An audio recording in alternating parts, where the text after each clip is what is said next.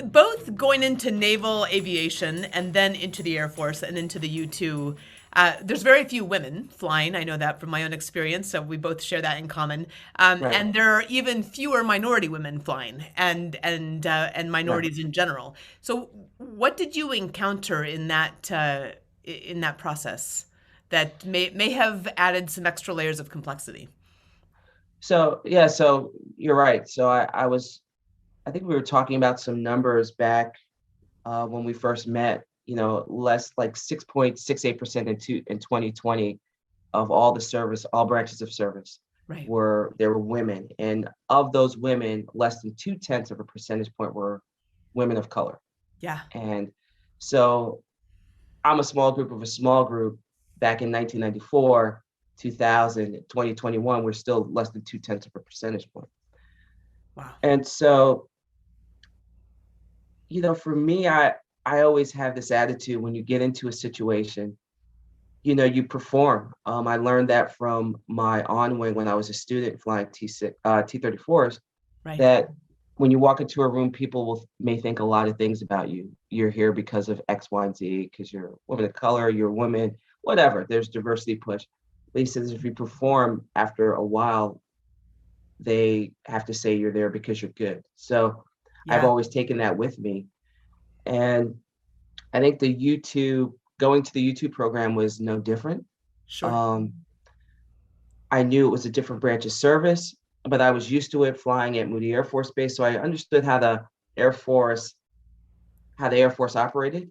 Yeah. It was definitely a different animal than the Navy. So, but it was okay. Sure. But applying to the YouTube program, and I would say there was um, the complexity on that was getting my foot into the door. And as at that time, my hair was a little bit longer. Okay. Um, and I had it twisted in a style that back then in 2000, they didn't really have any grooming standards for the Navy or for the Air Force about that. Okay. And and it was definitely a style that maybe some people could perceive as faddish, but in the Black community, twists and locks are normal. It's natural. It's oh, my hair is different from your hair. My hair is kinky, your hair is straight, and we could do things to it. But I was at the point in my life, and we'll talk about it later in my book, that I was tired of putting chemicals in my hair to conform to something. And Yeah. Yeah. and enough is enough. And there's a point where you just take a stand. And I was 30 years old when I came to this realization. But I still had to get to the interview process. And my commander at the time came up to me when and this was something going in the back of my head. And he said, "Hey, can I talk to you?" And he was a little uncomfortable because this is a Caucasian gentleman who's having a conversation which I wasn't aware of. And he said, when you do your interview, and he was like, you may want to have a little bit more of a conservative hairstyle. And there were two things from this. Number one, I totally respected the hell out of him, because it is scary for a Caucasian man to walk up to a Black woman and talk about hairstyle, because that's like Sure. a taboo that's a taboo subject. I gave him props on that. Like, he immediately earned my respect. But number two, he understood the playing field enough to at least tell me to be conservative, because maybe he wasn't there and Yeah. he didn't know if people were going to react one way or another, but he wanted to take that out of the equation and not Yeah. it be a factor, because Yep. I was a good officer and a good pilot.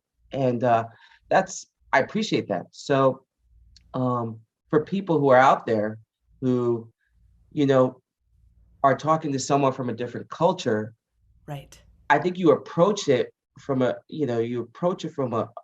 place of good intention, and you try to tread lightly, but set that stage. So I think the person on the other end, if they are too from a place, a good person and everything, they won't take offense to it. And I didn't take Right. offense. But And I love too that you in that interchange, because I've had several conversations around this where someone's going into a process, right, into an interview process, And I think some young people today are just like, hey, I get to be whoever I am. And I'm like, well, you can, but there might be consequences to that in this process. And you need to know what you're going up against. So making Right. thoughtful choices about going into an interview is a stretch for some people today. And I love how you're bringing up that there's some realities that you need to face. Right. And for those who say, well, I can't be who I am, it's not that you can't be who you are. It's Sure. just at that moment, Yes. be the best outward version of yourself.